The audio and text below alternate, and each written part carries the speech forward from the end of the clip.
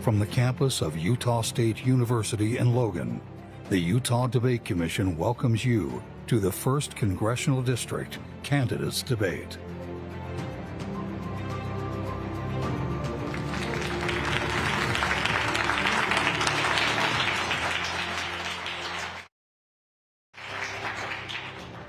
Good evening. I'm Natalie Gochnour, moderator for this evening. Welcome. On behalf of the Utah Debate Commission, we are so pleased to come to you tonight from Utah State University's Eccles Conference Center. Tonight we are hearing from 3 candidates who have met the qualifications for this debate. The candidates are Bill Campbell, Daniel Cottam, and Blake Moore. We are looking forward to a lively and civil debate with the goal of giving Utah voters firsthand exposure to candidates and good information for decision-making. A random drawing held prior to the debate determined that candidate Moore will get the initial response to the first question. We'll then alternate turns on the remaining questions throughout the debate. Let's begin. Mr. Moore, excited to join you tonight and all the other candidates. I want to start out by just asking you, what is it about you specifically that makes you the right person for this job? Thank you, Ms. Gochnour. I anticipate with your moderation and your prep that we're going to have a very substantive conversation. I appreciate that. And to the gentlemen on stage, Mr. Cottam, Mr. Campbell, I expect and look forward to the same. Thank you for being here. I'm nearing the end of my 2nd term in Congress. And in my time, I have seen 2 fundamentally different Congresses play out that directly affect the residents of the 1st District. In President Biden's first 2 years of office, he had the White House, House, and Senate. I was in the minority. And with that, he enacted $5 trillion net new dollars of government spending. We immediately saw the worst inflation that we've seen in at least my lifetime come directly after that. Republicans won back a very narrow majority. Tough to govern in that situation, but with that very narrow majority, we have basically eliminated his entire ability to be able to do and enact those types of policies. That directly affects the 1st District residents every single day, and I want to be in a position to make sure that they have the lack of inflationary pressure, but a strong economy to take part of, and that's what I look forward to going forward in the next term. Thank you. Mr. Campbell, I'll ask you the same question. What specifically makes you the right person for this job? Yes. First, thank you, Utah Debate Commission, USU, and fantastic neighbors. It's a pleasure to be back up in Cache Valley, where I and all of my children are Aggie graduates. Candidate Moore and his special interests have enjoyed extensive profits, perks, and privileges over the last 4 years. Good for them. My mission is to make the next 4 years good for you. So my Priority You platform includes preferencing you, not special interests, progressing unity, not divisiveness, promoting Utah values, family, faith, and freedom, and protecting USA's interests, border security, healthcare, financial. It's with integrity. It's with vast CFO and business experience and passionate community involvement, we will ensure a better future. I, Bill Campbell, will prioritize you. Same question, Mr. Cottam. What makes you the best candidate for this job? I'm simply the best candidate for the job because I'm the first independent voice from the Libertarian Party that would be elected to Congress. I'm a surgeon that practices in the 1st Congressional District. I employ over 20 people in the 1st Congressional District. And I was a Republican once, and I was a Democrat once. And when I turned 50, I gave myself a birthday present. That was to join the Libertarian Party. People have prioritized their conveniences over liberty and spending over restraint on both sides of the aisle. The Libertarians are the only ones with a consistent message that will deliver prosperity for the Americans, and I can be part of that. And in a divided Congress, a lone voice becomes more important, not less important. Thank you. Mr. Moore, your name was used in the opening question there. I'm just going to give you 15 seconds to respond, and then we'll give each of you 15 seconds, please. So, sounds like veiled threats and nuanced questioning there. I'm very proud of my record. I have 3 main focuses. to help Washington reverse its debt culture, support Hill Air Force Base. And if Hill Air Force Base is a special interest, absolutely. Sign me up, because I've given a lot of time and effort to make sure that's the case, and look in the next generation to have a very productive, conservative voice to look up to. And 15 seconds to Mr. Cottam. If none of their names were mentioned, would they actually get a response? And then, yes. And then Just 50, we're wanna going to give understand everybody that. equal time. Equal So time, even if my name is, I just want to understand Yep, the rules, yep. because if I don't mention someone's name, then That's right. okay, excellent. Yep, okay. So Mr. Cottam, 15 seconds, and then Mr. Campbell, 15 seconds. I didn't make the response to Mr. Moore, so I'm going to turn my time over Very to good. Mr. Thank Campbell. you. I look forward to going into more details about those 3 items that my opponent references. The debt culture really hasn't been reversed. The debt's been increased in the annual deficit. With regards to Hill and the Armed Services Committee, I believe the gentleman left that at his first opportunity. He's no longer on that committee. Great. So we'll get a chance to discuss it more as the evening progresses. That's great. Okay, Look my forward next to it. question is going to be on foreign policy, and we're going to give you 90 seconds on this question because it's so complex. I use the term world on fire. There's several global hotspots as it pertains to possible U.S. military actions. Israel and Ukraine are prime examples. U.S. support for intervention continues to be a divisive issue across the country and on college campuses. As a member of the House, what actions would you favor with the 2 active conflicts, first Ukraine and then second the Middle East? And we'll start with you, Mr. Campbell. Yes, thank you. We obviously need to support our allies because we're much stronger once we're united. And Israel and Ukraine are our allies. The point of difference I would bring up is the extent of that involvement and the nature of that involvement. I would not be expending as much of the revenue along those lines. It would be less, and it would be more strategic. It would not be as offensive. It would more be defensive to protect them. When I reference priority U, again, that's USA. So rather than spend $175 billion protecting Ukraine, I would rather secure our southern border and to use it for other purposes here in the U.S. Hungry children, homeless vets, better health care for seniors. Thank you. All right. Next to you, Mr. Cottam. The conflicts in Ukraine and in Israel are paramount to the United States because we've signed agreements with those countries to protect both of them. I understand everyone who says that Ukraine is a far-away place, but we gave our word. That's unfortunate. I wouldn't sign an agreement to do that, but we have. The world order actually rests on the U.S. strength. You cannot send your allies away to flounder. That makes us look weak. And the world order depends on the U.S. keeping our word. That doesn't mean we need to send people over. Absolutely not. That means that we do not need to give arms away to them. We can sell them arms, and they should be able to defend themselves.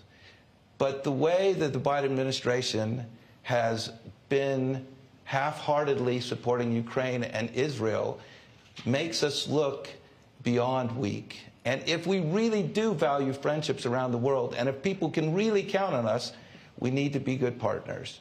And I support them as they defend themselves, but we don't need to give them anything. They can buy it. Same question, Mr. Moore. Thank you. I appreciate Mr. Cottam, Dr. Cottam, correct? Yes. I appreciate Dr. Cottam's response, in particular with Ukraine, because we have forgotten a very key, important point from the 90s when they agreed to give up their nuclear arsenal with some understanding of an exchange for our support. And that need came many, many years later. But it is good. I'm going to add another aspect to this. And it's what we did not do a good enough, was what President Biden was not prepared for with the Ukraine conflict. And that's what we need to make sure that we do in the South Pacific with Taiwan and a potential invasion from China, is to create a deterrence that exists, that they have that Taiwan becomes so prickly, if you will, it's often the term actually used, that China doesn't want to go in and try to make that change happen. And so we need to support our allies like we've talked about. But we're here marking 1 year from the horrific October 7th attacks. And we have seen so much turmoil. And today I wrote a blurb about this, talking about how it actually doesn't need to be so much about a geopolitical conflict, but about the humanity that we've seen erode in the Middle East. The solution to the Middle East problems is to stand firmly against Iran, to run away from the Iran nuclear deal that President Biden re-engaged in when he took office. And that will strengthen the Arab states, and more Arab states will join Israel in the Abraham Accords, which has been the most successful peacekeeping mechanism in the entire Middle East. And we need to galvanize and promote that as much as possible. Thank you. Mr. Cottam, I want to ask you about immigration. Congress has been unable to reach agreement on immigration reform for decades. A comprehensive bipartisan reform package unraveled earlier this year. What would you do to address the immigration issue? The immigration issue isn't so complex, actually. The immigration issue is simply we've closed the border and we don't let anyone over and back. The honest truth is 80% of immigrants, whenever you bring them to a welfare state, get benefits that outweigh their benefits. If you bring people like me, doctors, lawyers, engineers, it's a win for society. So I understand why everyone is upset. However, the answer is more work visas that allow people to come and go. And if we don't address this, we're going to continue to get illegal immigration. You have to have a visa and a lot more of them that allow people to come and go that aren't tied to welfare benefits. And you guys, whoever has remodeled their house recently or been on a construction site, know that I'm right about this. We can't live in the United States without this type of support. And so we should acknowledge that and give out a lot more workers' visas that can come and go, and we should have a big wall and a big door that swings both ways. Mr. Moore, immigration reform. Thank you. Let me address, as you mentioned, the immigration bill that did come forward. It was missing it needed just one of three major aspects that would have galvanized and gotten more support. A return to remain in Mexico policy, ending catch and release, or addressing the parole authority and the paroles that are currently there is numerous loopholes that exist within this. It was void of all that, unfortunately. Those are three things that have to happen if we want to create what I also believe, and if you look at chambers of commerce throughout Utah actually articulate this really well. The Salt Lake Chamber has a really good compact on immigration that talks about the need for border security as well as a welcoming, evidence-based, merit-based approach. That there are laws written for that. The Dignity Act out of Maria Salazar, from a congresswoman colleague of mine out of Florida, is a very comprehensive bill that has all the important border security. Because if you don't do the first part, you'll never get to the next part. And I have not been able to see my Democrat colleagues be willing to actually enact effective border policy. And we need that change to happen. And if the Senate actually changes to Republican hands this time, you're going to see a potential of being able to force this more along. Thank you, Mr. Moore. Mr. Campbell, immigration reform. Thank you. I agree that the proposal that was on the table was not perfect, but it was an improvement. And we should have progressed the improvement. When you mentioned that it unraveled, it's a travesty why. If people were trying to score political points for the election and not progressing a better solution, that is not the way we should run our government. And right now we're suffering the consequences. We're seeing it in our schools. It's impacted our health system. Crimes increased throughout the states. We should at least progress better. And then there was opportunities to enhance it. We could have done that afterwards. I do, however, want to make sure I support legal immigration. That's part of our nation's DNA. Mm-hmm. Thank you. Mr. Cottam, my only follow-up on this, and it'll come to each of you, but should we be letting the perfect be the enemy of the good when it comes to immigration reform? No, we should not. And I just can't think of a reason why you should let that be. But the honest truth is that the president, if he wanted to, could implement more immigration tomorrow. And since I have personal people I know have been affected by this, the Trump administration closed down legal and illegal immigration. And my only problem with electing Blake Moore again is he's in the leadership of the Republican Party. And it is impossible for him to be an independent voice. Mm-hmm. And so if Trump's elected, we'll get more of this horrible immigration policy. Yeah. Mr. Moore, what do you think? 30 Absolutely. seconds. I actually sat with former Vice President Mike Pence, who has more authority to be able to speak on this better, because he was in the room when they made the deal with our Mexican counterparts to enact Remain in Mexico. Remain in Mexico policy is a good humane way to approach this. Mexico's a partner with us. We don't have the infrastructure to deal with this at the border, as we've seen under the Biden administration. And his very next thing is, if we can get border security under control, we can address and really actually enact a lot of that merit-based program that exists.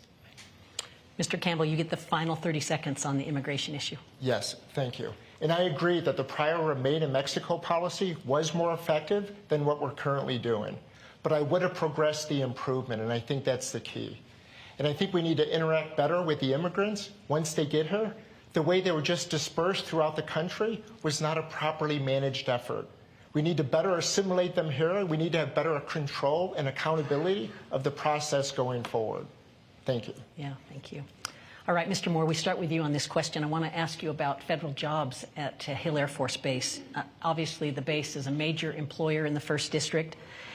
How would you ensure that current residents of Utah are prepared to fill the skilled workforce needs of the base? Absolutely. So we have a bill that we've been running for the last few years. It's called the repeal of the 180-day rule. It's kind of an arbitrary it's an arbitrary regulation that exists that we've bypassed, and we've actually agreed to not enact it and not actually adhere by it, but we need to actually get it completely off the books. And that would make it so we could get folks that are leaving that they've done their active duty service, but they still want to contribute and fight for the mission, that they can go and transfer into a civilian job more easily. That's like one real major loophole we need to address. One of the main things, however, that our airmen and that our active duty members at bases across the country are feeling is housing. And housing is a really, really difficult issue. And a gentleman that we ran against each other, my very first election, Mayor Shepard from Clearfield, came up with an idea, proposed it to us, and we just introduced that last week. It took about 18 months to get it to the right spot. It's not a messaging bill. This has actual opportunity to take advantage of some of the laws that exist and promote good housing among military bases. Thank you. Mr. Campbell, same question, the skilled workforce needs of Hill Air Force Base. Yes, thank you, because Hill Air Force Base is vital for our national security and for our local economy. When other persons refer to the 25,000 people impacted, it's not just constituents. We're talking about my neighbors, my friends, kids that grew up with me in the AYSO and the junior jazz soccer. They're neighbors in the family, and we need to protect them as such. So when we talk about the programs that are currently there, the Minutemen, the F-16, the F-35 JCF, we need to train them for the specific missions. And we, with Mr. Shepard, Mark's a fantastic mayor. We need to work with the community to develop a longer-term strategic plan so we can understand what Hill needs in the longer-term future, so we can start to build our community around that to ensure that we're aligned long-term, not just for today's needs. Thank you. Thank you. Mr. Cottam, Hill Air Force Base and the skilled workforce needs. You know, this is an interesting question because I never was aware that we were short of skilled people in the state of Utah. Hill Air Force Base has been there a long time, and people keep coming. We have a desirous place to live, and they keep coming. There is not a federal solution that anyone on the stage is going to make any sense with. And so the fact that they can sit here and say, I've got the answer, they're just completely wrong. And if they pay enough, people will come. This is not a hard thing. All right. I am so excited to welcome USU student Kaylee Farnsworth, who has our next question. Kaylee. Hello. With teens and young adults representing 15% of all suicides, an increase of 52% since 2000, according to Pew, how should the federal government address these alarming mental health crises? What strategies or programs do you believe would be the most impactful in improving youth mental health? Mr. Campbell, this starts with you. Thank you for the question, because obviously it is very critical. That's a travesty the way that is. I'm actively involved with Davis Behavioral Health. Among the charities I'm involved with are communities that care, and that's exactly the issue we focus on as we look to interact more with the individual community. More specifically, I believe mental health needs to get the same level of discipline, respect, and coverage that a lot of the physical health coverages do. And we should expand that out, including as part of the ACA and the Affordable Cares Act. Thank you. Mr. Cottam, mental health challenges. I'm sorry to tell you this, but it's not the federal government's job to save your mental health. We take care of mental health issues for people who don't have a lot of money at the state level. It's not the federal government's job. And this is kind of one of the things that libertarians are constantly preaching. You don't need to run to the federal government for every single reason that something goes wrong in society. And I'm sorry, as a congressman from the 1st District in the state of Utah, I cannot solve the mental health crisis of the youth of this country. It's never going to happen. And if they tell you otherwise, it's a fairy tale. It's Kaylee, right? Yes. Thanks for the question. It's very important for us to be discussing these. The fact that we're discussing it, I think, is one of the biggest, most important solutions that we can do, and it's awareness and reduction of stigma. I mean, these are stuff that I now feel comfortable talking to my own 4 boys. They're in the age from 12 to 3. And I don't think that my parents necessarily felt comfortable talking to me about that back when I was a kid. So we're doing a good job as a community kind of addressing that. And any federal government approach, you've got organizations like Medicare and CMS that are run. Like, we need to make sure that they're giving priority, and there's things you do. But let me take this to a different place that you may not hear often in this answer. Benefactors, individuals in our community, donate millions to helping broaden and explain and help deal with this issue. We need a strong economy so those individuals can contribute and do things that affect our communities. And we need to make sure that we're creating the type of business environment so that companies and individuals can thrive, create wealth, and then contribute back to causes that they care about. And you see that in Utah, but we need to see that done more broadly across our country. And we can't under constant fear of massive inflation and all the other pressure that we're going to be focused on. So it has to be still about the economy. I have a follow-up for Mr. Cottam, and I'll invite the others to comment as well. I'm very familiar with the social science research from Jonathan Haidt, The Anxious Generation, the book that so many people are reading these days. It really documents the challenges that Gen Z are experiencing with anxiety, depression, social isolation. And you make the point that it's not the federal government's role. What is your role as a leader in the community as it relates to social media, which is what so much of this is pointing out to? And then I'll ask the same question of others. Social media and the Generation Z's problems is just the growing pains that we experience with any new technology. We have to learn how to interact with anything. This is just the latest thing, and we have AI coming down the pike that's going to make our cell phones look quaint. What I said to the questioner was that I didn't believe the federal government had a role, and I can't solve this individually.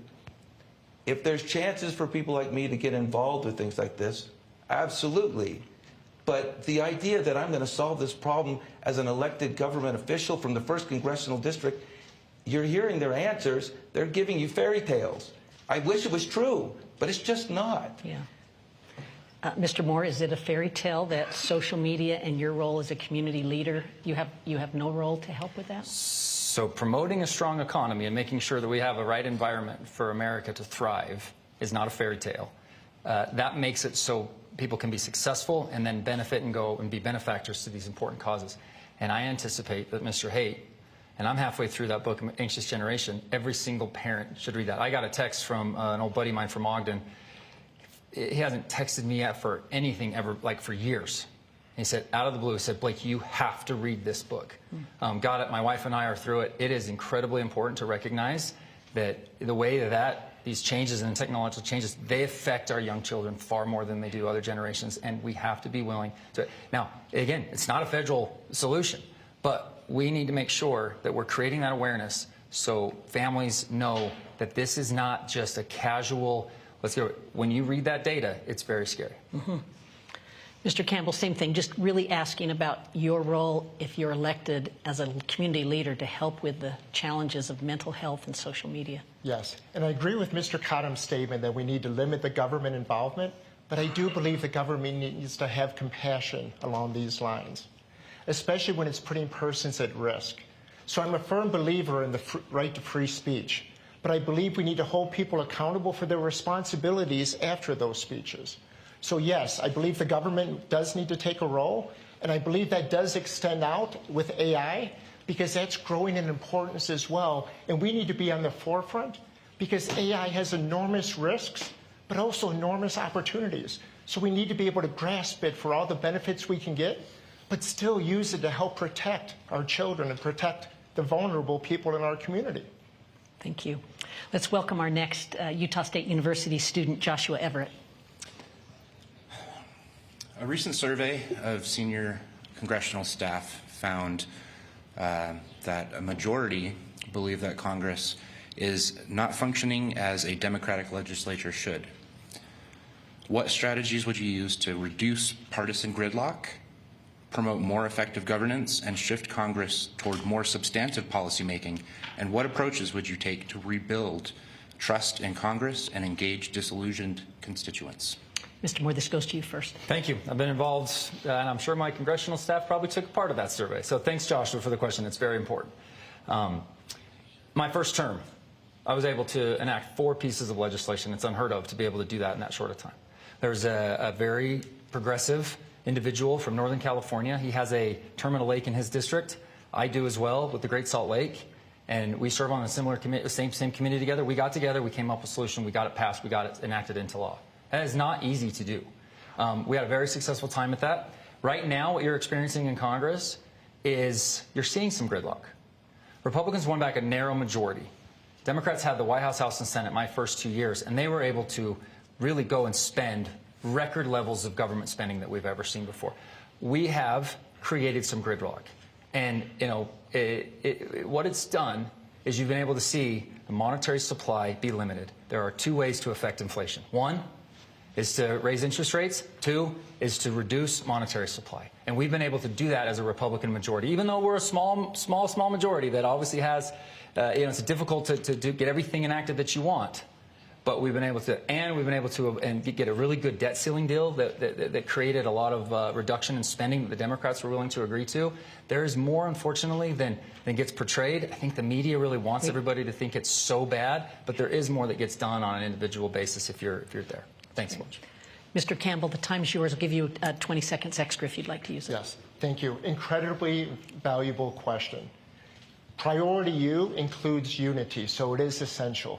So when we have candidates that are already in the majority saying they can't get things done in the majority, they need a greater majority, and they need full control over all the branches of government to get anything done, that's just setting up an excuse for failure going forward. Myself, personally, for unity, we need to treat everyone with respect. I've signed the Dignity Pledge. On my campaign website, I have the only website that has the political platforms of all 8 other political parties in their own words, giving them a chance to speak out and not be misrepresented. And about a month ago, I held the first ever event. We the People means everybody. We invited everybody from all the political parties together. 6 different political parties showed up, and we were all able to work together to have a very successful event. So yes, thank you for the question, and let's all progress it because we all have roles in making that better. So thank you. A minute 20 to you, Mr. Cottam. Well, thank you for that question. I think the answer lies in the question, honestly. We've had 2 of the same parties for as long as we can remember. Certainly within my lifetime and the lifetime of my father. They're broken. Why am I standing up here on stage today? It's because they're broken. And because they're broken, we need a better voice out there. Neither party knows how to say no. I think Blake Moore is a great guy, but the Republican Party grows government at exactly the same rate as the Democrat Party. Neither of them can say no. When they get in power, they spend it on different things than the Democrats spend it on, but they still spend. And then they talk about the budget. They don't tell you that 66% of the budget they've said that they won't touch, either of them. They're making this a fairy tale again. The only way we're going to engage and get new things is to elect new people. I'm sorry, but the Republicans have had their chance, and the Democrats have had their chance, and they get it again and again and again. America needs to take note that there are other people out here, and we're not afraid to say no. Thank you. Yeah. Mr. Moore, rebuttal, and do the same thing for you, Mr. Campbell. Absolutely. And I want to keep discussing this because I think this is actually one of the most important things. We'll make it very clear that not only have I never said there isn't an aspect of the budget I wouldn't touch, I introduced this bill called the Comprehensive Congressional Budget Act. This is getting at the fundamental problem with our budget right now. He mentioned 66%, 72% approximately, 72, 73, actually falls under the mandatory spending ledger. That is what's called, that's put on autopilot. That for 50 years has grown from just a small portion to the overwhelming majority of our budget. And the reason why it grows so wildly out of control is because Congress doesn't vote on it each year. We only vote on the small appropriation side. Getting after that is the only way we can do it. I've introduced the bill, and we've been extremely supportive of the bipartisan fiscal forum that would do the debt commission, which we passed out of our in a bipartisan vote out of our committee. Great. We'll have another question about the deficit later. Mr. Campbell, 30 seconds. I agree with Mr. Cottam. Spending on both sides and fiscal management on both sides has been out of control, and both parties are responsible for that. But respectfully, the gentleman's comment a few minutes ago was bullshit. When he talks about legislation not coming up for consideration, he is on the committee that actually is responsible for bringing that up to legislation. So you're on the committee, you're choosing not to bring forth any votes, you're not choosing not to bring forth any changes, and you stand here today and say, I never had a chance to vote on it. We need leaders that are willing to take the difficult decisions. Right or wrong, vote yes or no. But don't say you don't get a chance to vote for it, and don't take the action to actually put it on the table. Thank you. Okay. Mr. Cottam, I'm going to give you 30 seconds, and then I'm going to come back, and I've got a deficit question, and I'll let you expand on it in that. And it'll be long enough. I'll get you a pretty clear. I'll get you the time you need. I'll get you the time you need. Mr. Cottam, you want to say anything more on this? I'm just here to say that both parties have failed it so many times. I mean, how many times do you want to run the broken record? Again, spending has increased under Democrats and Republicans at equal amounts, and when they've been in control of the House and Senate and the White House, it's the same as it is when the Democrats are in control. There is no difference. Their priorities are different, but the spending is the same. You can't keep doing the same thing and expect a different outcome. Okay. So, great, thank Mr. you. So Moore, I actually started today's discussion in contradicting that. President Biden, with Democrat control, spent $5 trillion net new dollars. Republicans have done a foreign aid bill and actually pretty much offset it with the reductions that we've done in the appropriations process. So virtually the exact opposite. So that's just not true.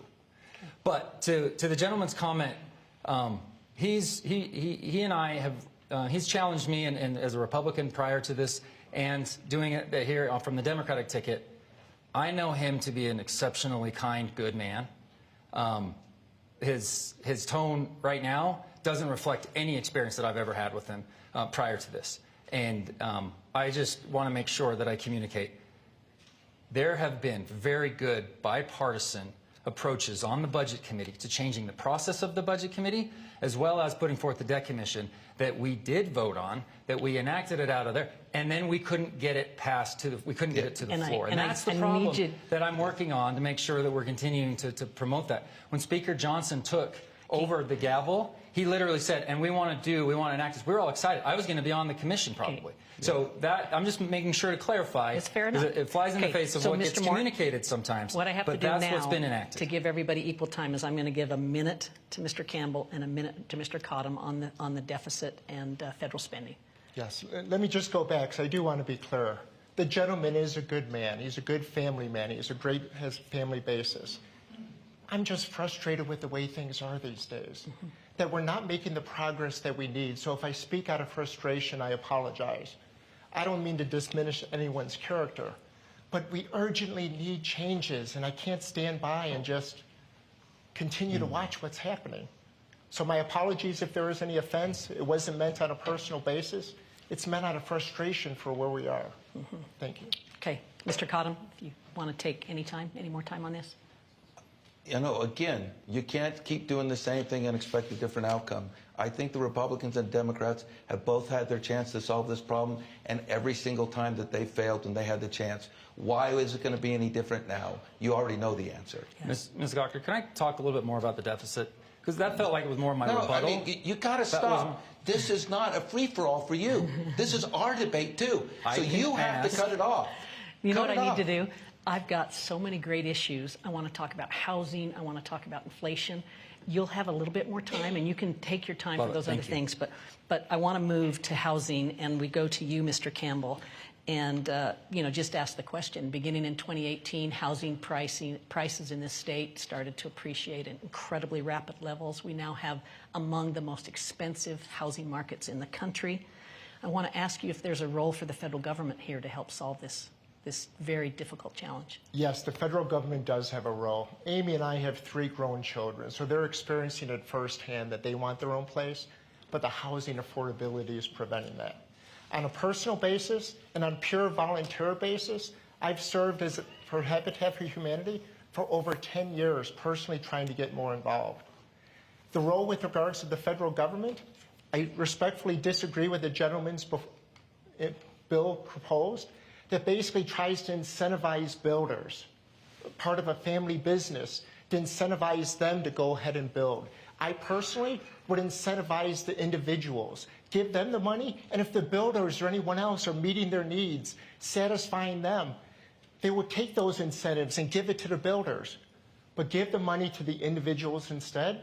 And I do believe we need to create a level playing field. Right now, trying to compete against countries like BlackRock that can give subsidized mortgage rates and easier financing, our children don't have a fair chance. We need to give them fair opportunity. Mr. Cottam, same question. Housing affordability, is there a federal role? Very little federal role. And I actually agree with Blake Moore on this. The biggest role the federal government does is to reduce inflation.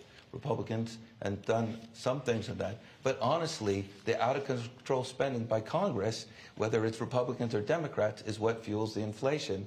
And I do want to audit the Fed, but man, the Fed has been so amazing keeping inflation what it is with these out-of-control parties going nuts on the budget. So that's really their role. I mean, the biggest thing about housing is supply, supply, supply. And think of like my home city of North Salt Lake, and they wanted to put in a big apartment complex there, and all the residents turned out to say no to it. You can't have affordable housing, have your kids and grandkids live near you if you're not willing to bend a little and allow it in your backyard. Thank you. Mr. Moore, a minute on affordable housing, and if you'd like to use some of that on the debt deficit, please do. The NIMBYism, the term that I think Dr. Cottam was referring to, is absolutely got to be something that we deal with, but that's definitely in our own neighborhoods. If there is a role to play, it's through the low-income housing tax credit, which is administered through the committee that I sit on. I'm on a working group as we look towards the new tax year. That's going to be a very, very big year for 2025 as much of the tax provisions expire. Low-income housing tax credit is incredibly bipartisan, and it's proven to be very successful because it creates a market-based solution that allows for individuals to be able to get into living situations that will be able to enhance their ability to grow, and the entire community embraces it. That's why Mayor Shepard came to me with this idea, and then we decided to keep it a micro-focus, which should be done constantly at the federal level, to help military families be able to take better advantage of this already proven to be very successful approach. Thank you. I want to have a follow-up, all of you, to answer on just 30 seconds. But Mr. Campbell, there's a lot of talk about all of the federal lands in this state and potentially opening them up to housing to alleviate some of the cost pressures. Do you like that idea? Would you support taking some of our unappropriated public lands and putting them towards housing in this state? No. Okay. And you would leave it at that if you'd like. Yes, allow me to elaborate. Thank you. I didn't mean this is a direct answer. It's great. But I believe in clean air, clean water, and open spaces. In the last 4 years, we've actually lost some of the Utah land to the federal government. And I believe there's efforts in progress already that we may lose further land. We need to stop that. But we need to preserve those open spaces. So more specifically, I appreciate some of the efforts, for instance, in Ogden City, with Mayon and Dalsky and others, where they take rundown vacant buildings and they revitalize the communities. So if we need to expand the capability, revitalize vacant lots, don't go up in beautiful nature and take that away. Yeah. Mr. Cottam, federal lands, housing affordability, 70% of the land nearly in this state is owned by the federal government. 67% of the land, yes. However, I know you know this. This is already happening. If anyone has been to St. George and watched the incredible growth into BLM lands where they do the trades, it's already happening. Yeah. So to say we don't support it is to say that I want to cut down all of St. George's growth. It's happening. It's going to continue to happen. We have lots of sensitive lands in this state. But if anyone's been driving on BLM lands, there's a lot that could be built on. And cutting down growth is just going to make houses more expensive. And so let's build. 30 seconds. There has Mr. to be Moore. supply if we're going to continue to experience growth. Otherwise, prices will go out of control, and the congestion takes over, and it's a horrible living conditions for all of us. I introduced a bill called the Lodge Act that would take a micro approach to making sure that we have individuals that live in some of these gateway communities that you would be able to take advantage of. And it's based on something that's been very successful at Hill Air Force Base called enhanced use leases. Just go take a look at what's going on at Falcon Hill, a very, very productive way to use that land that the military is really not using and be able to develop and produce opportunities for better employment, training, and all that type of stuff. So there's a lot of really good solutions out there that are market-based. This debate is moving along quickly. There's so many issues to get to, but I want to talk about elections for a minute, if we could. And I'll set it up by just saying that Utah's Lieutenant Governor Deidre Henderson, the chief election officer, gave an impassioned speech last week at the University of Utah about the need for all Utahns to support our election process, care for the people who administer it, and the need to accept election results. How confident are you in Utah's elections, and how serious of a problem is election denialism to our democratic institutions? And I will go to Mr. Cottam first. 1 minute. I have no problem with the Utah election process. I think it's great. We were one of the first states in the country to do vote by mail. I was just laughing at everyone else when the last vote by mail thing happened. I think we have got a great process. I think election denialism is a real, listen, I don't interact with a lot of people that do election denial, so I must say I don't know that it's a problem because I don't interact with these people. So I'm going to say it's not an issue here in Utah, at least. Will you accept the results of the 2024 elections? Absolutely. Okay, Mr. Moore, same question. Not the accept the results. Yeah, we'll do that. But absolutely. So, with regards to Utah's elections, how big of a problem is I election appreciate denialism? Lieutenant Governor's impassioned speech and the work that she's done and the election officials that exist in there. I've actually done my part to communicate the work that they're doing, particularly Ricky Hatch was a witness of ours back in Washington, just to be able to talk about the way that they run elections so well at the local level. There's a lot of really good that's gone on, and we've shown the country, I think, that you can embrace the type of election plan that we have and the operations that we have and see really good positive results. So absolutely support it. We'll accept the election. You know that one of my very first votes was January 6th back in 2021. We did something in Congress to actually shore up that process. It has been politicized so much over the last 20 years. Republicans and Democrats in the last 3 elections have objected to. We raised the bar of what that would require and making sure that it is, strongly constitutional, and I look forward to once again supporting that. Mr. Campbell, election integrity. Yes, it's vital as a constitutional republic and for the democracy. First, we need to support all elected leaders, regardless of whether or not we voted for them. And as part of the constitutional republic, we need to hold the federal government within its defined roles. So yes, I would definitely and fully support the results of the 2024 election. Last week, I was in Weber County. Ricky Hatch did a great tour of the election process to show everyone that the controls are in place. I had previously done a tour with Brian McKenzie in Davis County. They've implemented a lot of controls to improve the process. Are there still some potential risks? Yes, but they're marginal. And I do have trust and confidence in the 2024 results. Thank you. Mr. Moore, I have watched with so much interest as women are playing a big role in public policy in the state. We just talked about our Lieutenant Governor. We have the League of Women Voters and what they're doing, Mormon Women for Ethical Government, what they're doing, a female majority on the Utah Supreme Court and some of their most recent rulings, and obviously a large voting bloc. Do you have any message for women in the 1st Congressional District and what they're doing to shape the state? I have more of a message for the rest of the country that it should be no surprise. Martha Hughes Cannon's statue is going to be delivered to the Capitol grounds, I think sometime in mid-December. We've had to delay it a few times, but I'm really looking forward to that. Yeah. The first female elected individual, a female into a state legislature. Yeah. And we were the first to vote. Right? I mean, we have a legacy here, and I'm glad to see they continue to promote that. Mr. Campbell, a message to the women in the 1st Congressional District. Yes, it's not just helping to get them get elected, which we want to do because we want greater representation from them, but it's also ensuring their rights as part of that. Just a couple days ago on Saturday, Amy and I went to the League of Women Voters event there in Weber County. It was great just talking with all the women about the issues that are passionate with them. And I believe on the 16th, I believe Mr. Cottam and I both accepted invitations to the meeting to answer all the questions that they have. So yes, we need to fully support the women in our community and answer and ensure that they have all of their proper rights. Same question, Mr. Cottam. Honestly, as a libertarian, we don't really break this down into women and men. And as personal, I think I'm just happy that the opportunities are extended to people according to their ability to prosper. And honestly, in my own personal life, you know, I've never looked at people as women and men. It's, hey, can you get the job done? Can you? Then it's good. And I just leave it at that. So, I mean, if you want me to view it through a women's lens, I can look, gosh, you've got more opportunities now than you ever have before. Hooray. Thank you. Okay, we're going to move our questions to 30-second response because we're getting so close to the closing time. And I believe I go to Mr. Campbell here. Mr. Campbell, given all the political unrest, potential for conflict, all the divisiveness in America right now, what gives you the most hope? Actually working with people. One of the aspects of the campaigning that I like the most is just getting all the community together and talking with people with a variety of opinions, faiths.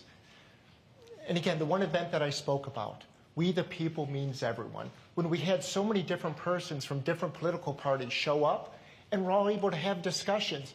And trust me, we did not all agree on the topics. But we're able to do it cordially. We're able to progress the issues because I do believe everyone has the right intent to better our future. Same question, Mr. Cottam. Everything gives me hope, honestly. America keeps getting better and better. And this is part of my thing. We're arguing back and forth. This is baked into the system. I think this is great. And this arguing leads to better outcomes. And so, honestly, everything across the board in the USA is almost getting better. And I'm just super excited for the future. Thank you. Mr. Moore. The specific question again, sorry. It was what gives you the most hope? I'm ending on a positive if you can follow that track. Yeah, absolutely. I was asked that question in a town hall right here in Logan at Utah State probably about a year ago as I was explaining the entirety of the budget and where our debt drivers are and everything. And it's obviously a very somber message. We're at the debt to GDP ratio that we were at during World War II, but a fundamentally different composition of that budget. The question was, do you still have hope? And I said, when I don't have hope, I will not run again. I've got all the hope in the world that we can create a positive, strong, pro-growth economy and go after some of our biggest spending issues that exist, that have grown over time. And we want to take advantage of that in the next coming years. We didn't do it in 2017 as Republicans. We did a very good tax reform bill, but we didn't go after spending as much as we should have. And I think there's a whole new motivation there. Thank you. Thank you. We have about 2 minutes, so we're going to go to 15-minute responses. I'm going to do a little bit of a lightning round, starting with you, Mr. Cottam. Sorry, 15-second responses, not 15 minutes. Mr. Cottam, in the spirit of dignified public discourse, I want to give you an opportunity to compliment your opposing candidates. My opposing candidates? Yeah. Well, I can tell you that Blake Moore has the best-looking family I've seen on the internet in a long time. And would you like to say something about Mr. Campbell? And No, but I would second. yeah. Okay. And the other thing, I will give Mr. Campbell props because when I was doing my research for the debate, his website was very informative. Nice. Mr. Moore, compliments? I 15 seconds. I appreciate, I don't know your history of your career, but I appreciate the work that you've done. And thank you for commenting on my family. They are exceptional. And Mr. Campbell and I have created a friendship that does exist. And that none of this changes that at all. And I look forward to continuing to take his input. And he works incredibly hard and had an awesome career that he built as Autoleave, one of Utah's first district's best employers. Mr. Campbell, 15 seconds to share some love. Yes, and thank you. I have the greatest respect for both the gentlemen, including Mr. Moore. I apologize if the frustration's gotten to me, but I just can't sit back and watch the dysfunction continue and see the negative impact in the future. So I'm trying to contain that frustration, but rest assured, by no means is it a critique against the gentleman personally. Thank you. Great. Mr. Moore, starting with you, 15 seconds. In a word or phrase, how would you characterize Utah's role in the nation? To be a leader, honestly. I mean, you want to talk about the way we handle budgeting, the way we handle volunteerism, the way we handle, actually respecting our public lands and stewardship over those. Like, we need to be a strong leader. That is why I ran for a position in House leadership that really has never been done before, because I want that voice there. That's good. Mr. Cottam? Campbell. Oh, sorry, Mr. Campbell.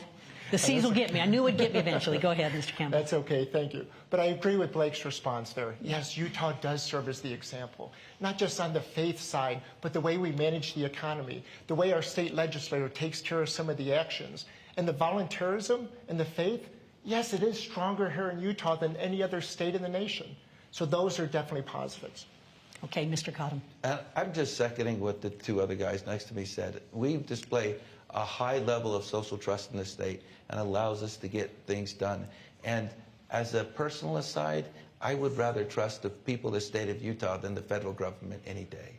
Thank you. All right, we are now moving to closing statements. We've reached the end of the debate. A random drawing held earlier determined that the first closing statement would go to Mr. Campbell. Thank you. Tonight's been a pleasure, and it would be an honor serving you.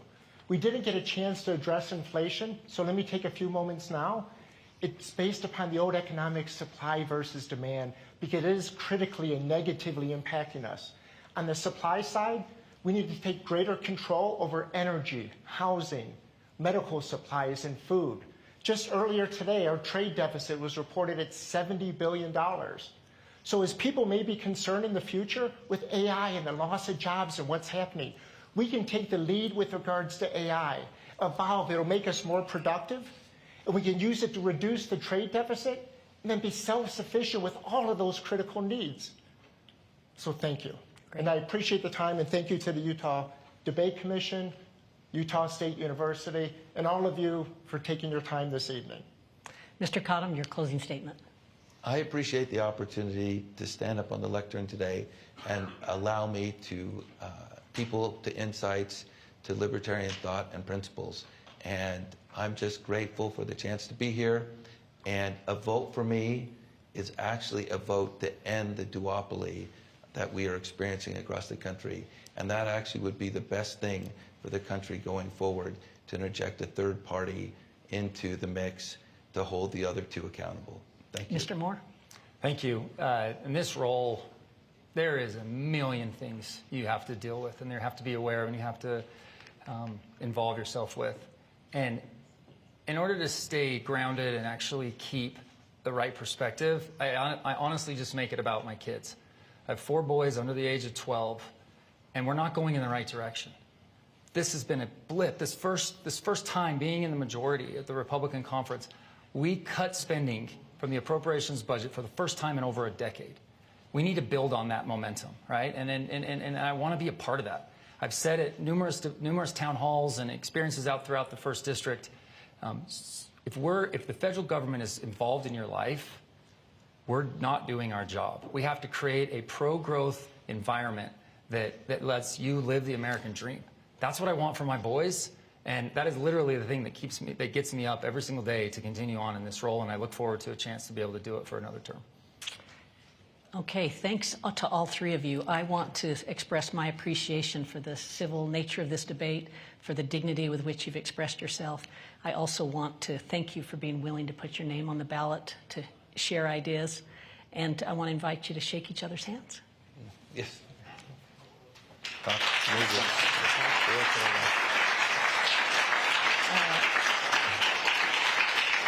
Thank you. Thank you, candidates, for participating tonight and for your dedication to public service. Election Day is Tuesday, November 5th. Contact your county clerk if you have any questions about making your vote count in this election. We greatly appreciate Utah State University for donating the Eccles Conference Center for this debate. We are also grateful for the Larry H. and Gail Miller Family Foundation, Zions Bank, and the George S. and Dolores Dory Eccles Foundation for their generous support of the Utah Debate Commission. This debate and others from previous years are available online at utahdebatecommission.org. I'm Natalie Gochnour. Thank you and good night.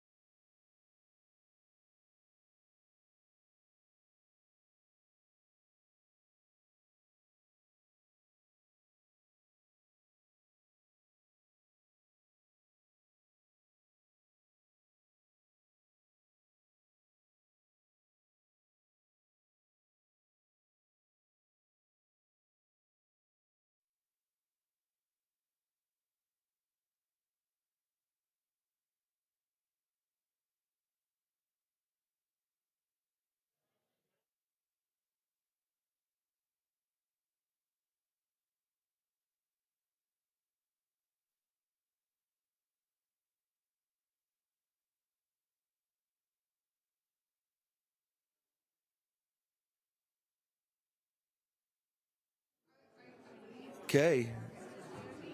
Yeah.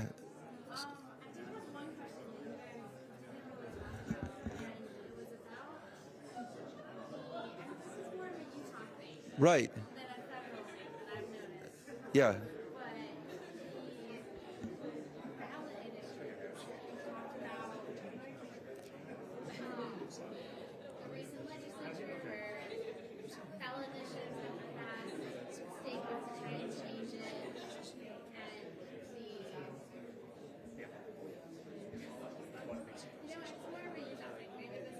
Well, I mean, you're asking me to comment about a Utah thing. I'm running for a federal office.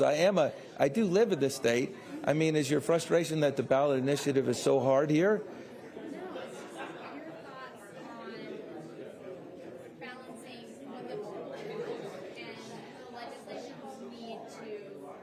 Yeah, it's right. I mean, what you're essentially asking is the debate between republicanism, meaning that Republicans, you elect people to vote for you and take care of everything for you, versus the pure democratic impulse of ballot initiatives, right?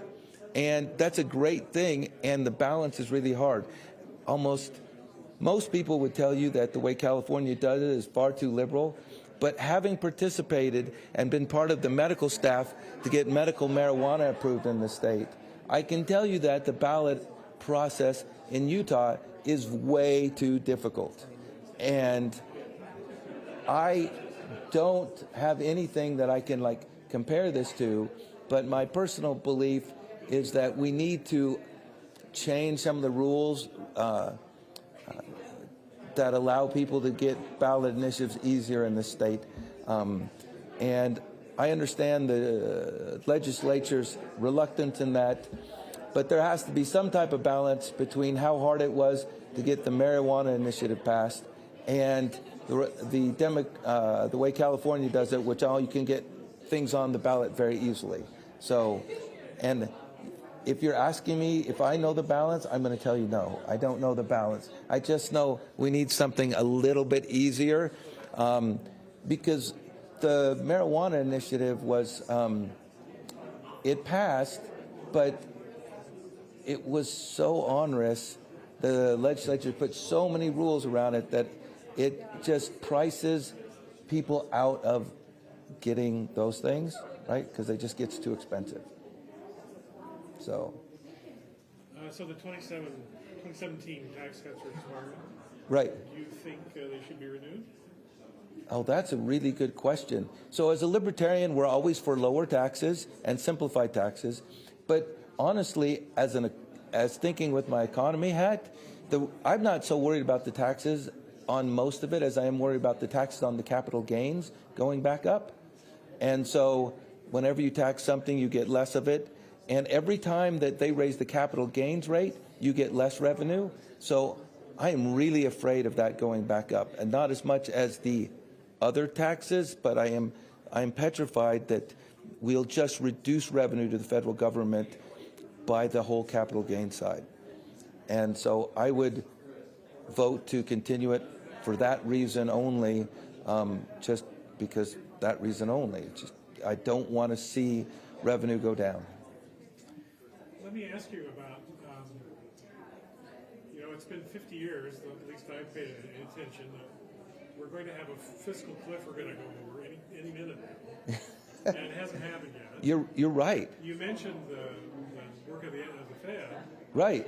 Is this just political talking points now, or is there any real danger of having an economic catastrophe? You bring a great point up, right? And if I go to all my libertarian conferences, the sky is always falling, right? And then, and depending on who's in power, the Democrats are saying the sky is falling, and then the Republicans are saying the sky. And the truth is, it doesn't happen. But like most disasters in life, everything is fine until it's not, right?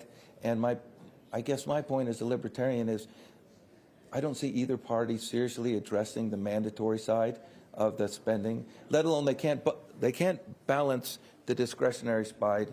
And I get it that telling people you have to raise the Social Security retirement age is going to be super unpopular, but I'm like, the libertarians are already unpopular. We can take it.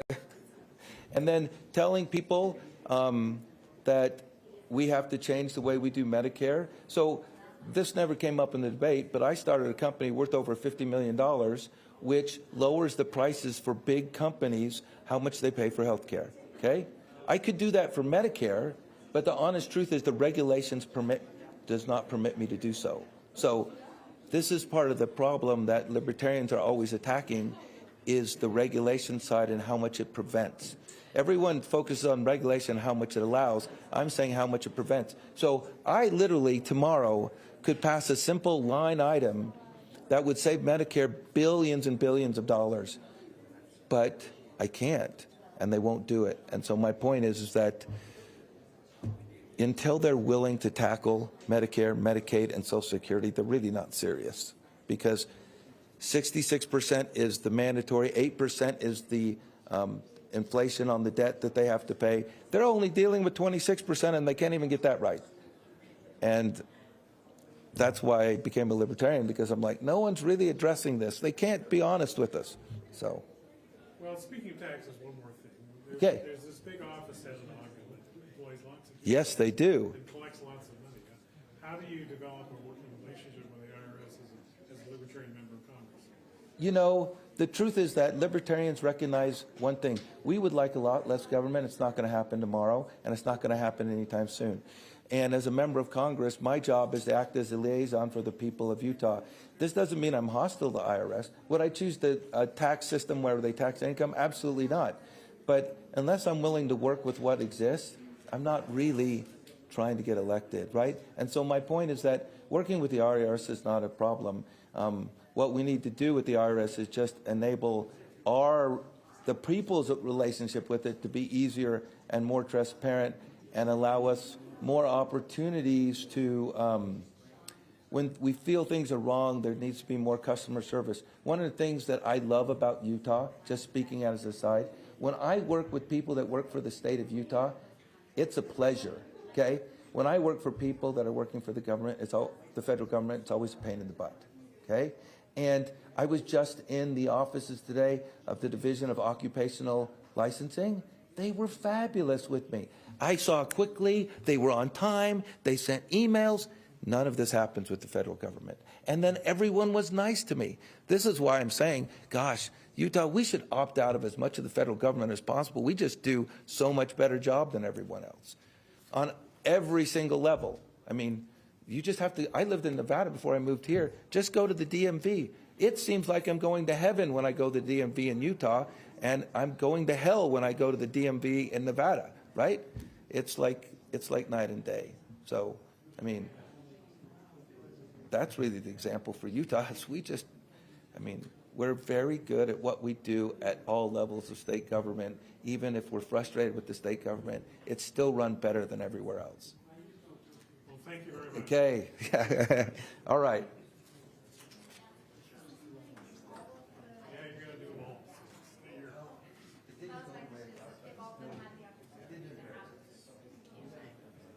So, stay put, we'll get to that.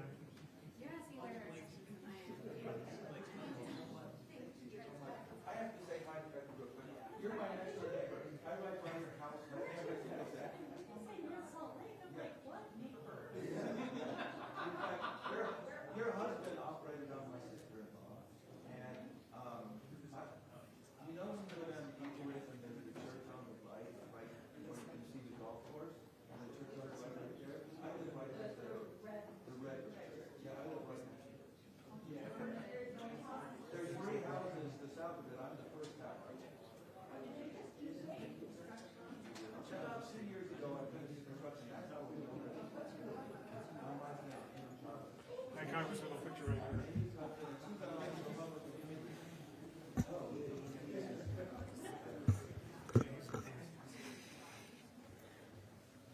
We good? Am I just at that middle camera? If there's, is there a camera? Okay. So here's our question. Anytime, please. How are you? Great. Your name is? Amanda. Nice to meet you. Well, you already answered most of my questions during the debate, but one question I had that's kind of relevant to Utah right now with the debate about ballot initiatives is balancing the citizens' needs to, and their right to suggest changes in the legislation and the legislature's responsibility to take care of and think about the whole country or state. Absolutely. Yeah. What are your thoughts on that? So thank you. I actually love to hear that. I hope your questions were answered, because I do think I was able to communicate a lot of policy discussion, and that's always good to hear. Regarding the ballot initiatives, they need to exist. They are a good way to communicate the will of the people. The state legislature needs to have an ability to be able to adjust them. You can't.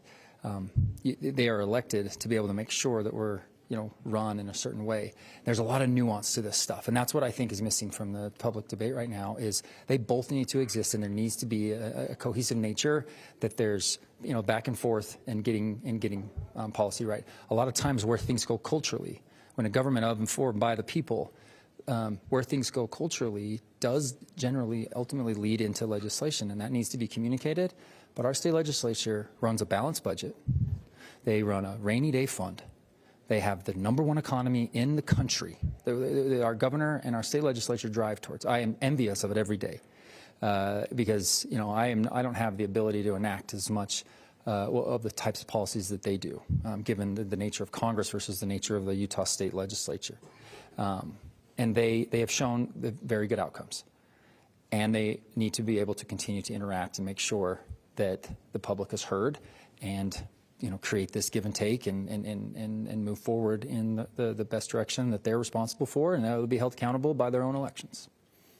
And talking in the debate, one of the students asked a question about Congress right now and the sort of gridlock that you're in, and you made it sound like that gridlock is a positive thing, that you've worked for that. So elements of the gridlock are a positive thing because I saw an enormous amount of spending. And again, I made a really strong point that Biden's spending proposals and what he enacted into law directly led to inflation. And the beautiful part about that is that's not me saying that. That is literally Larry Summers, who was Obama and Clinton's economic advisor. And he'd been in those circles. And he came out and said, look, a $2 trillion bill with no offset spending that goes directly to relief funding, masquerading as a COVID bill, is the reason we're experiencing so much inflation. And so we needed a check on that, and we won the House back. So that's what I talk about with gridlock, is putting a check on a Biden administration that was overly aggressive in his first 2 years. Now, understanding the nature of what goes on back there, when you have the White House, House, and Senate, you've got to go big. That's basically what we've delved into, which I hate. That's why I introduced the bill, the Comprehensive Congressional Budget Act. It actually would eliminate that ability to do that, and it makes us vote on the entirety of the budget. Anyway, you go on and on about that type of stuff. The point is, yes, there needs to be some element of gridlock because the American people in 2022 said, no, we want more Republicans in Congress than Democrats because we're experiencing a lot of high gas prices and massive inflation. So with that small majority, we've been able to trim back that monetary spending significantly. All right, we've been able to basically slash and cut any opportunity for President Biden to be able to go and do that type of aggressive spending. That's a good thing, and it's something that our party has largely believed in for a long time. You have Democrats that will enact new spending, but they don't always enact tax increases for the revenue side. That's more difficult politically. Republicans are able, their focus has always been pro-growth, lower taxes creates a stronger economy, but it's difficult politically to go after and cut spending. And so both parties have an issue, and it all leads to deficits. And that's what we have to be able to do and show as a party going forward. And if we were to get the White House, House, and Senate back in this upcoming election, to have that opportunity to go after some of the major spending. And there's lists of things. We passed a bill called the Reverse the Curse in our House Budget Committee that it articulates what are some of the biggest spending items and where we can cut. It doesn't even touch Social Security and Medicare as right now. There's a bipartisan option for that, like Reagan and Tip O'Neill did. So again, I drown on and on about this a little bit, and I get a few more seconds on this panel instead of in the debate. But we need to be, we've done a good job at putting that gridlock in place to stop that massive spending. We need to do a better job if we do get like a majority in the Senate and the House to be able to enact some of this spending reform. Awesome. That's all the questions I had. I don't have any myself, so. The tax cuts. Yes. So what we're doing right now is I'm on the committee that gets a chance to renew those. There are portions of some of those provisions are already in place, and they will be in perpetuity. Sections 179, obviously the corporate tax rate, things like that exist on. Now that doesn't mean they don't get into negotiation, but they exist on. The other provisions are really detrimental. Child tax credit goes away. Standard deduction, the increase of standard deduction. And these are all policies that directly affect middle and lower income Americans. Section 199A, the small business pass-through, those are things that we have to redo and re-extend. Now, what we're doing as a committee is we've gone and worked for the last 6 months and digging in and understanding what's been successful, what's like an absolute priority, what is marginal, maybe it didn't have the impact that we wanted it to, it doesn't necessarily need to be prioritized. And then we're submitting our priorities right now, and we're just going through that process right now. I'm on 3 different tax teams: community development, working families, and global competitiveness. And all of them have aspects of renewing what took place in 2017. But we're in a different position than we were politically. So it won't be the exact same bill, but we do need to make sure that we don't have the largest tax increase in the history of America. Because if we do nothing, there will be a $4.3 trillion tax increase on American families and workers. And it's not, what I've seen unfortunately, from my Democrat colleagues is a lot of rhetoric that this only benefited the wealthy. The Tax Cut and Jobs Act of 2017, it enacted policies that went directly to helping middle and lower income Americans. And that's just proof in the real wage growth without the inflationary pressure that we saw coming out of that. And we absolutely have to be ready to enact some of those same policies moving forward. But with that majority, we've got to go after some key spending items too. And that's fair criticism that we need to do a better job than we did in 2017. I'm kind of an old guy. For 50 years I've been hearing about the fiscal cliff and the imminent catastrophe that's on the horizon. Hasn't happened yet. Is it all just political talking point? No, I believe it's serious. The U.S. the U.S. dollar is the world currency reserve status, right? We largely trade in the U.S. dollar.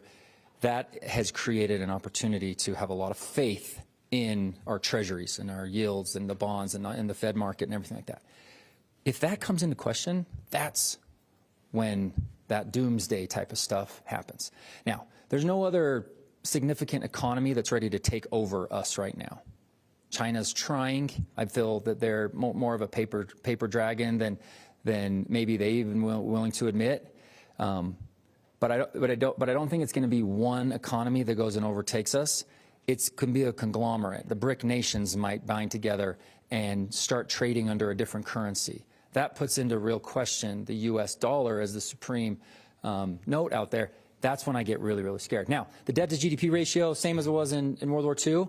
The reason why I'm so concerned about it is at that time, I mean, what was our biggest expense? Defense, obviously, right? World War II, everything was going on. We were able to, downsize that, right-size that at the conflicts that were going on at that time in a post-World War II. People got back into the economy. We built that up. We lowered our debt to GDP ratio almost to nil, right? It was in the 20% range instead of the 106% range.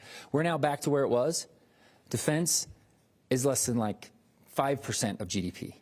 It is only 13% of our entire budget, whereas before it was over 50%. So we don't have that lever to just tick down. There are so many other levels. It's the welfare programs, it's the Medicaid, it's the Medicare, it's all those things that exist that have gone unchecked without being able to reform them. All I'm asking for is for members of Congress, my colleagues on my budget committees to take a serious look at the Congressional Budget, Comprehensive Congressional Budget Act, and it will allow us to be able to just vote on everything each year. And if you get the opportunity to do that, we can actually keep the growth rate down. The discretionary growth rate, because we vote on it each year, keeps it at a rate of about 3%. That actually will beat inflation a lot of years. But the mandatory spending side, that 73% of the budget, it grows at 15, 18% clip, and it's uncontrollable, and we never vote on it. That's the biggest problem. That's the biggest reform I'd like to see done. Had a social media watcher ask, if elected, would you be open to joining the bipartisan caucus on affordability of child care? There's a lot of caucuses back there. The most important bipartisan caucus to me is the Bipartisan Fiscal Forum. I'm open to considering anything, right? I was just asked to be the co-chair of the Abraham Accords from a Democratic colleague of mine from Illinois, something that I believe strongly in to help promote more peace in the Middle East. Anything affordable, I absolutely will be engaged in. I don't know the specifics of this, when they meet, all that kind of stuff, but always open to it, and we do a lot of that type of work. And honestly, I want us to look back and say, okay, if you get tax reform done like we did in 2017, we did not have the inflationary pressure that we have had the last 3 years, right? That's the difference between pro-growth economy under a competitive tax code versus massive government spending and taking away that buying power, that purchasing power from consumers. That's been the fundamental big difference between in the wake of 2017 and the wake of 2021, right? That's when Republicans had control of the White House, and Senate. 2021, the Democrats did. That's the big difference in their two initiatives. And I want to be there to be able to do both the things that Republicans should be focused on, pro-growth tax policy as well as spending reform. I got on the committee that is never had a Republican on the Ways and Means Committee. It's the most influential committee in Congress because every time you get a chance to do something significant, what you view as significant, it goes through the Ways and Means Committee. And this is a first for Utah, and I look forward to getting reelected and having a year where we can actually do some stuff. Well, I'll have to leave it at that. Thank you so much. Appreciate it.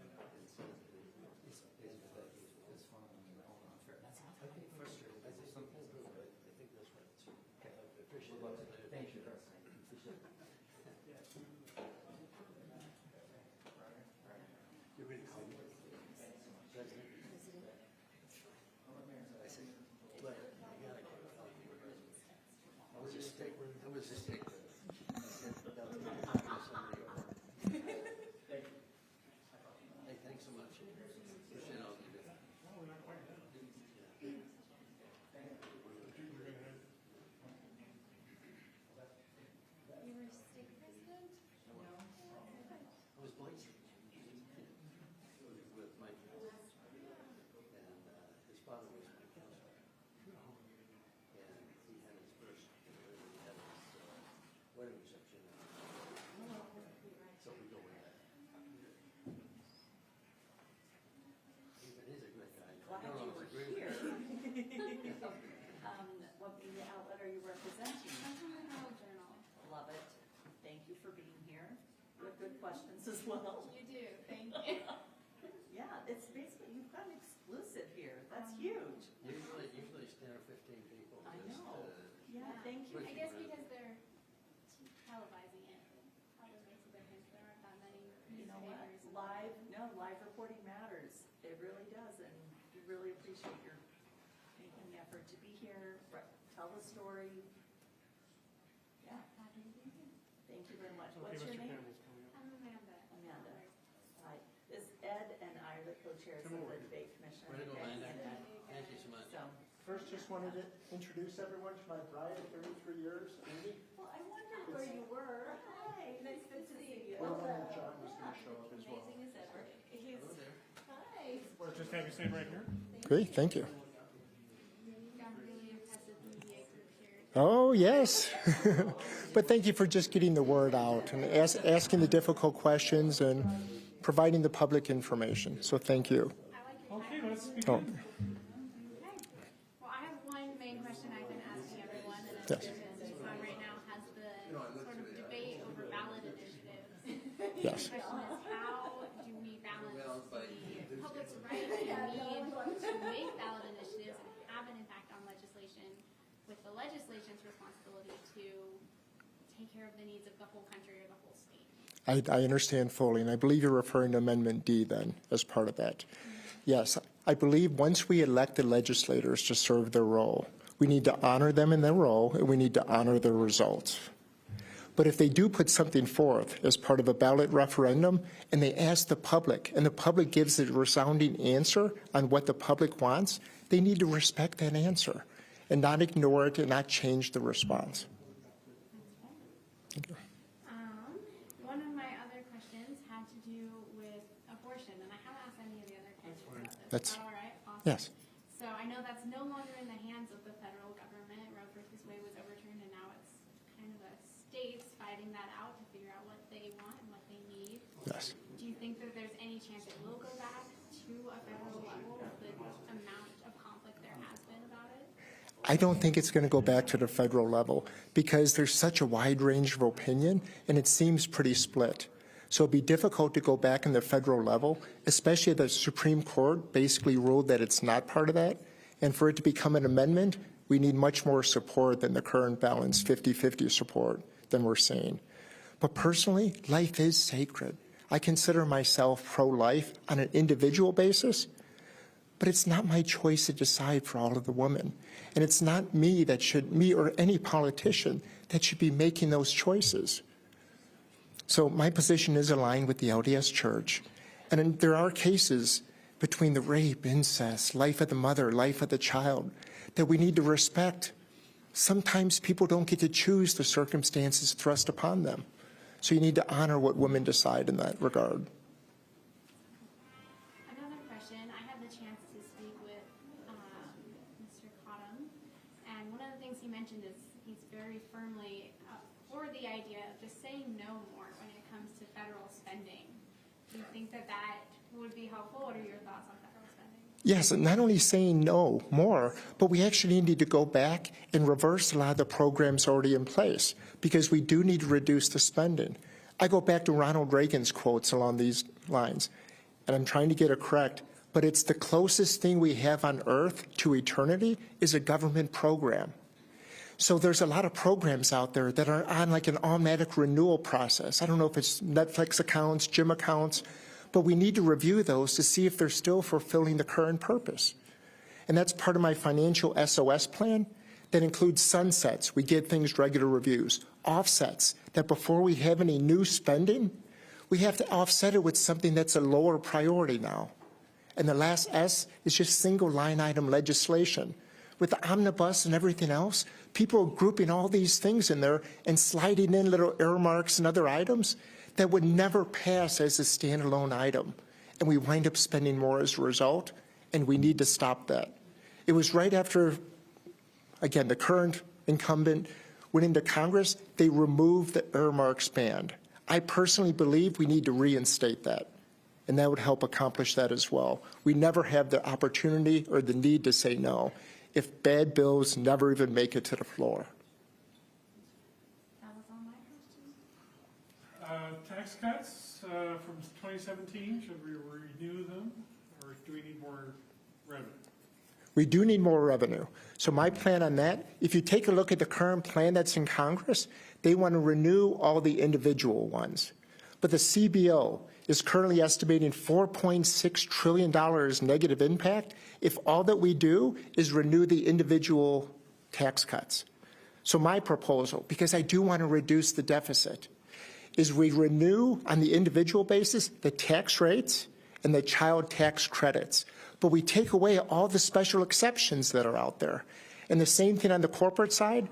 I'm willing to leave the corporate rates exactly where they are, but I would take away all the special tax breaks, privileges, and provisions that the special interests have secured over the years. We need to take those away to properly balance the budget. Okay. When you say special interest, what are you referring to? Part of it goes back to the people. I'm a firm believer in of the people, by the people, for the people. So the people should decide. All of the action should be what's best for the people.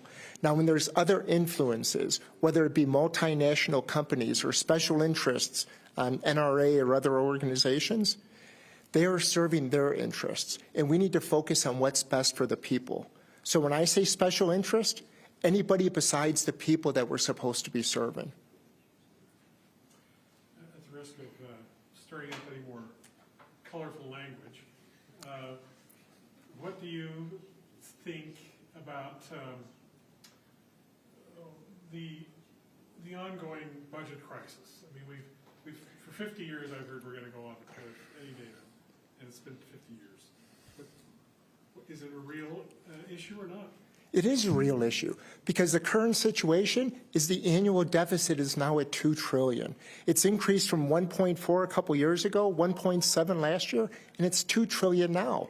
And unless we act upon it, it's going to continue to get worse because as the debt goes up, the interest expense gets worse. And unless we take the serious legislation on the Medicare, Social Security, those mandatory programs will start increasing as well. So I apologize when I got a little emotional about the one result. But the reality is we need to put it on the table. It's tough. You lose political coverage. People get upset when you do it. But those are the actions that are necessary. The unpopular, unpleasant things we need to put forth. And yes, I have complete respect for the gentleman. But to say that I haven't had a chance to vote on it. And the proper question is, why has it never been presented for a vote? That's what we should be asking ourselves, and that's what strong leaders need to do.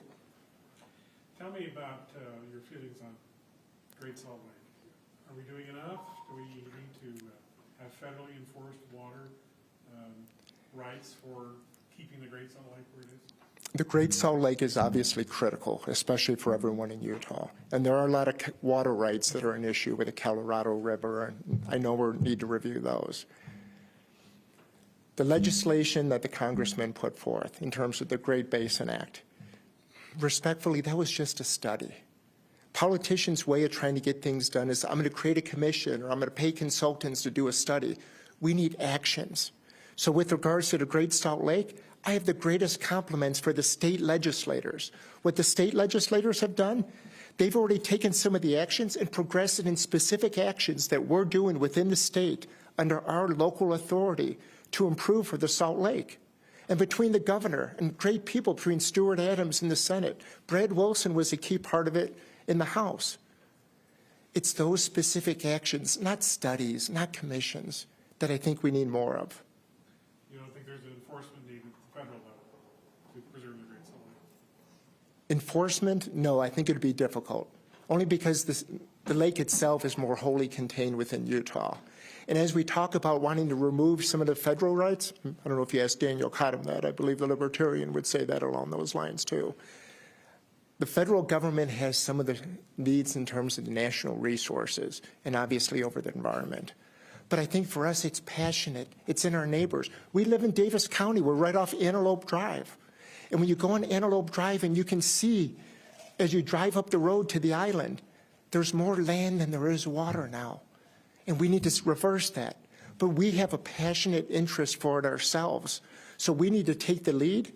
Respectfully, I would not wait for the federal government actions along these lines. Is there something Congress could do at all?